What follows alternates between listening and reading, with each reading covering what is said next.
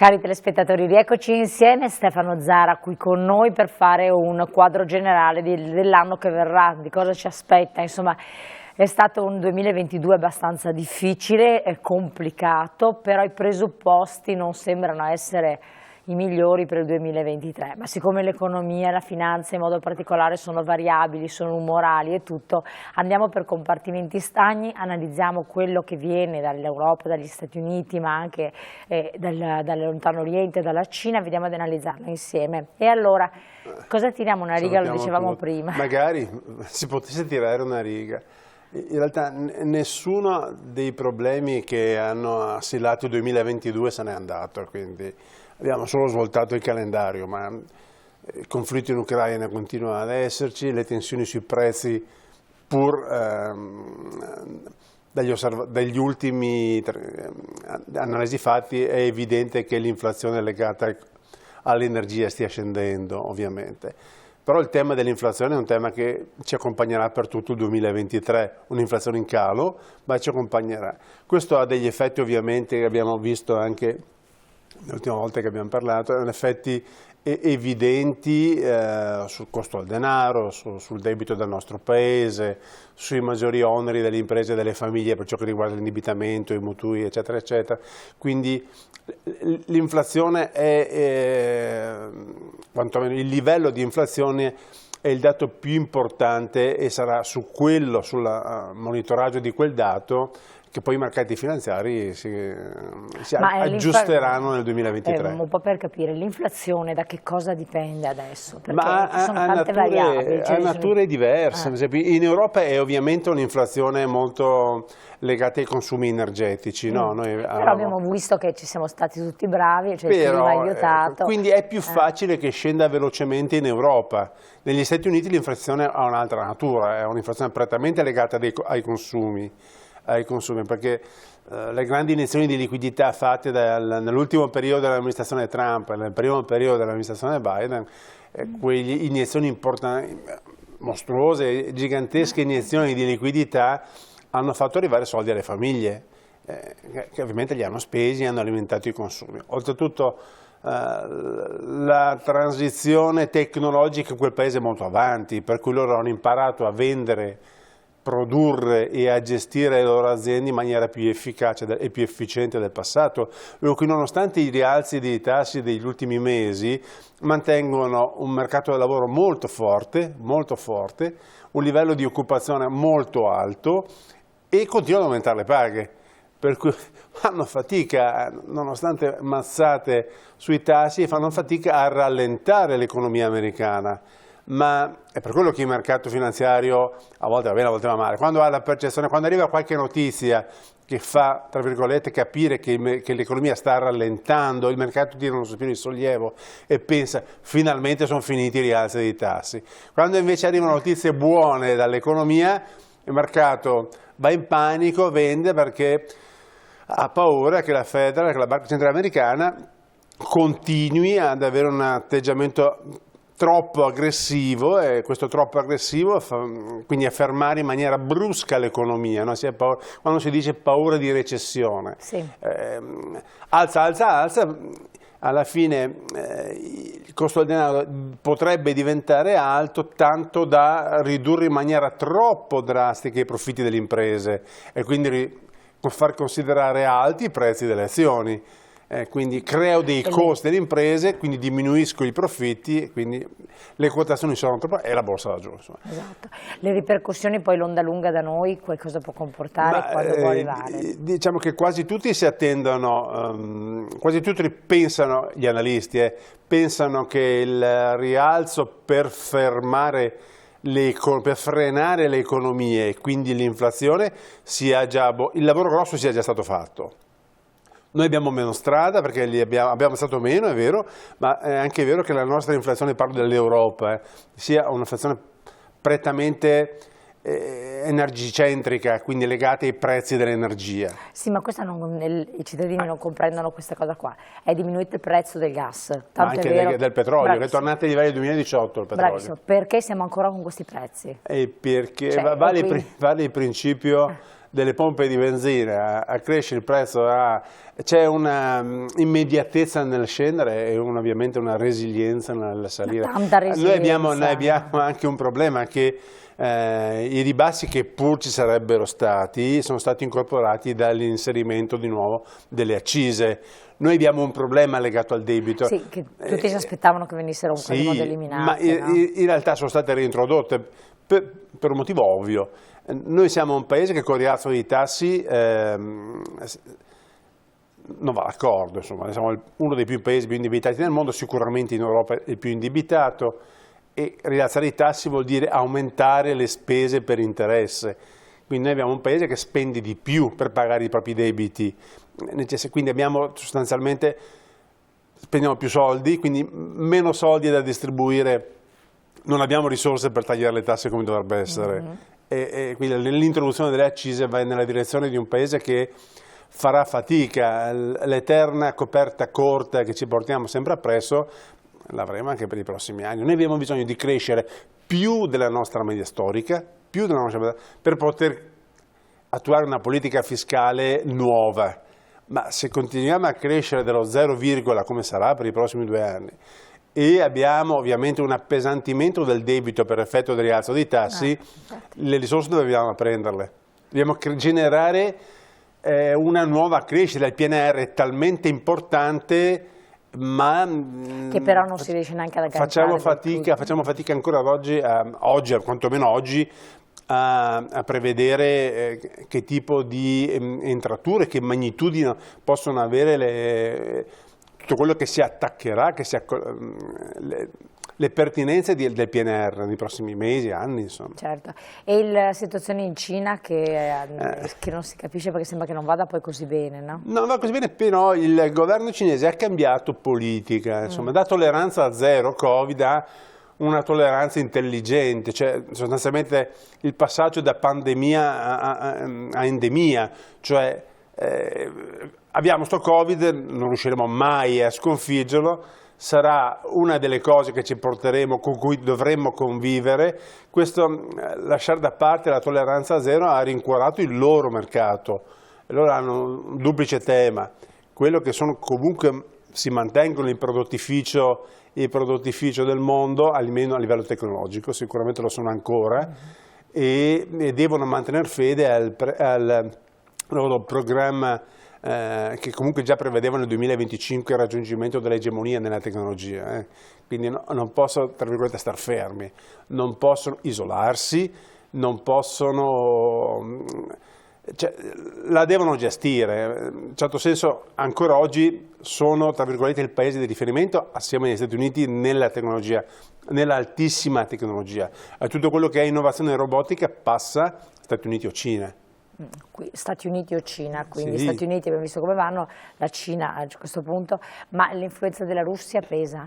Ma è un tema, oppure... però è ancora visto come, i mercati l'hanno sempre visto come un conflitto regionale.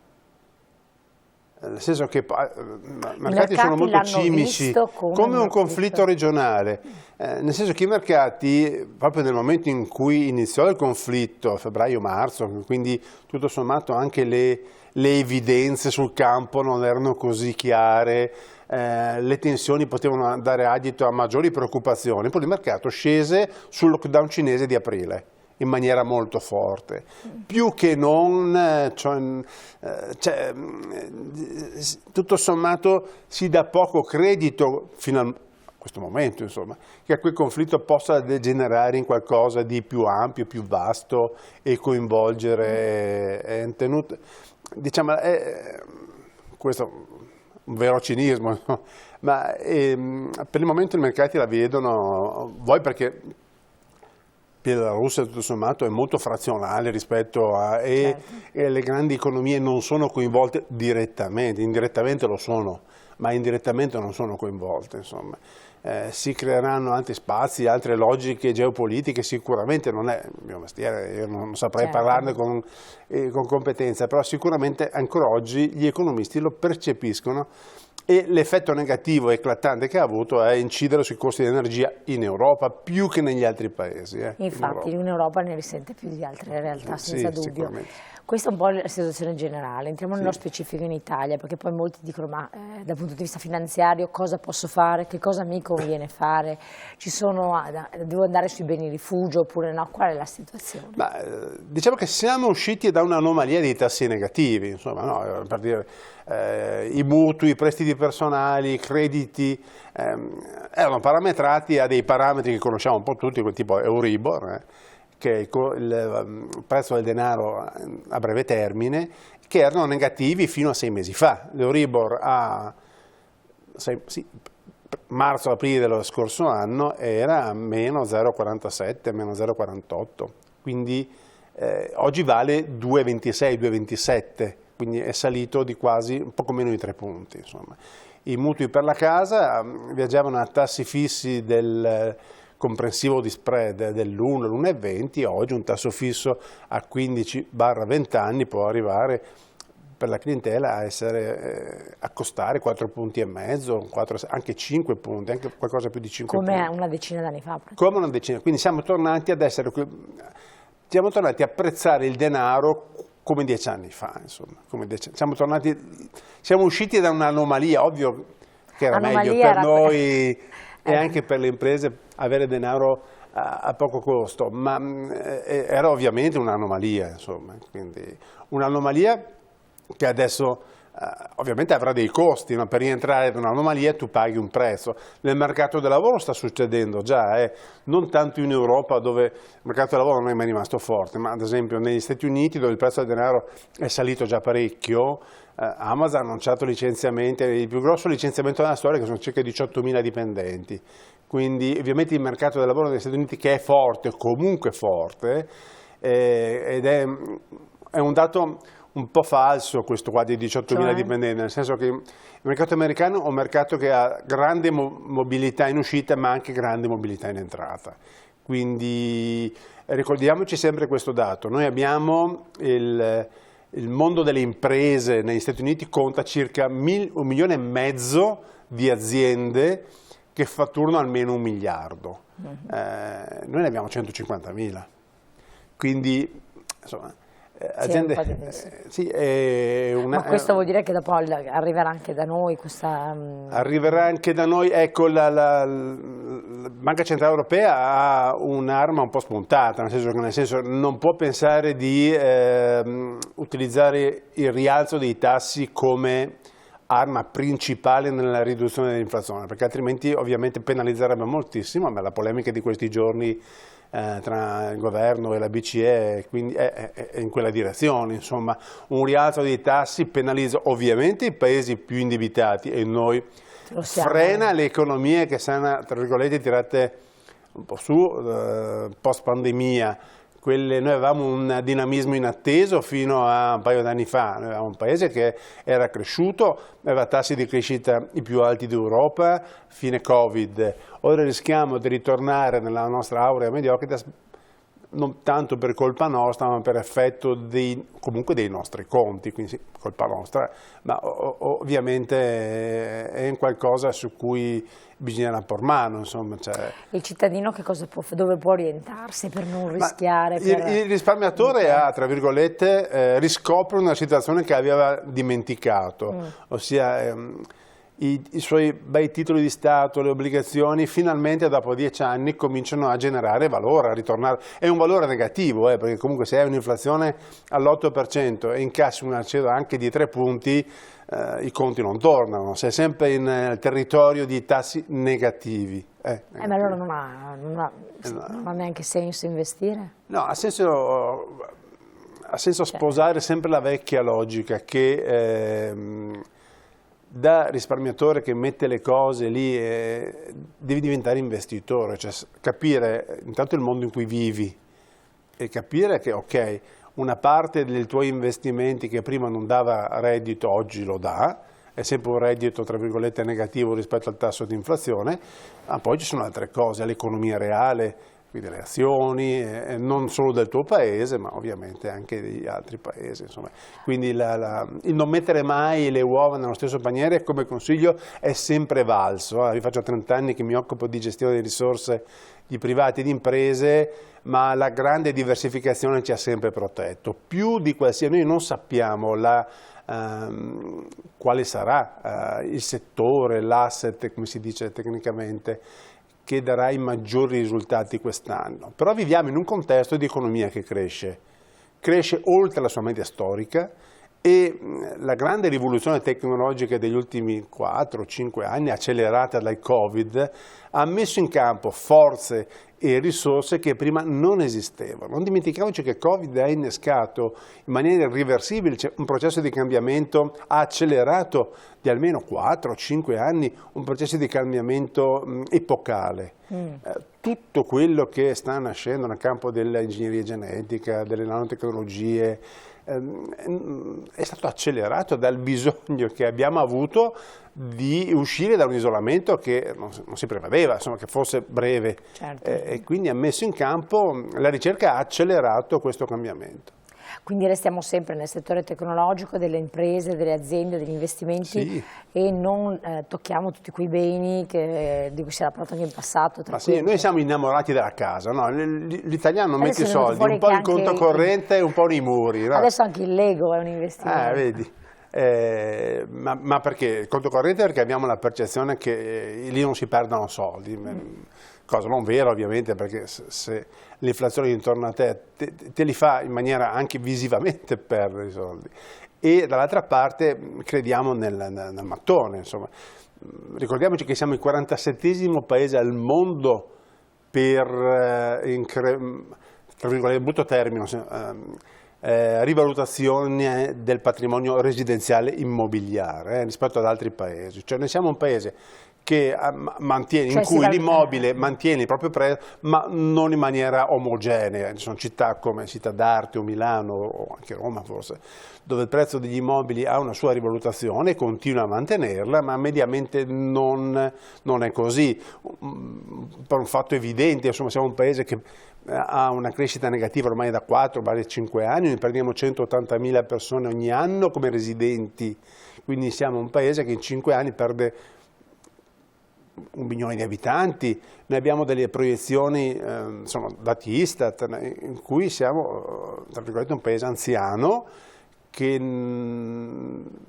dove ovviamente e le case se non ci sono le persone che ci vivono dentro hanno poco senso, insomma, quindi la grande riqualificazione del patrimonio immobiliare è appunto riqualificazione, quindi si migliora quello che c'è.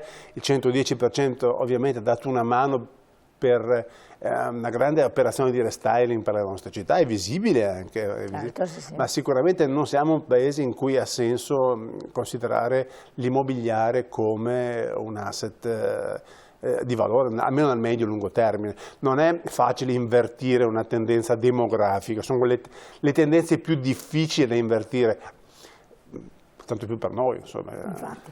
Io ho fatto la battuta del Lego perché è venuto fuori proprio in questi giorni, no? Che il Lego ha una rivalutazione dell'11% facendo certi tipi di giochi, di speculazioni, ma può essere che dei beni particolari abbiano più importanza di altri negli investimenti, nei giochi di mercato, nelle cose per appassionati che però riescono a muovere, insomma, un'economia e a far soldi. Credo di sì, insomma, nel senso i trend del futuro sono ovviamente legati alla realtà di fatto, l'economia non si inventa le cose, insomma. Nel senso che il nostro paese, parlo per l'Italia, insomma, è un paese dove ovviamente verranno premiate le attività che si occupano del benessere di una popolazione anziana. Certo. Ma se tu prendi l'aereo e vai a Birmingham, che è la città credo più giovane d'Europa, con il 60% di abitanti che hanno meno di 30 anni, ovviamente attività, iniziative e gli imprenditori avrebbero un'altra visione del loro business, quindi paese che vai, business che trovi. Insomma. Siamo giunti al termine, ma allora 2023 più o meno? Beh, è difficile che sia un anno peggiore del 2022, mi auguro sia un anno migliore del 2022, sotto tutti gli ambiti ovviamente. Una situazione di pace è quello che ci auguriamo tutti, perché è vero che sotto traccia l'abbiamo ormai da più di un anno, e non è forse più la prima o la seconda notizia di TG, ma incombe come rumore di fondo, come assordante rumore di fondo, e anche se i mercati la percepiscono come un conflitto regionale, credo che comunque non abbia alcuna ragione d'essere oggi. Insomma. Certo, quindi insomma da valutare, ma non dovrebbe andare peggio di quello che è stato. No, mi auguro di no, insomma, per tutti noi. Stefano Zara, esperto di finanza, grazie di essere stato qui con noi, grazie di averci dato un supporto, e naturalmente potete contattarci per avere ulteriori informazioni oppure darci anche degli spunti per ulteriori approfondimenti. Buon proseguimento, buona serata, Grazie, a lei buonasera. buon lavoro, grazie. Grazie, buonasera.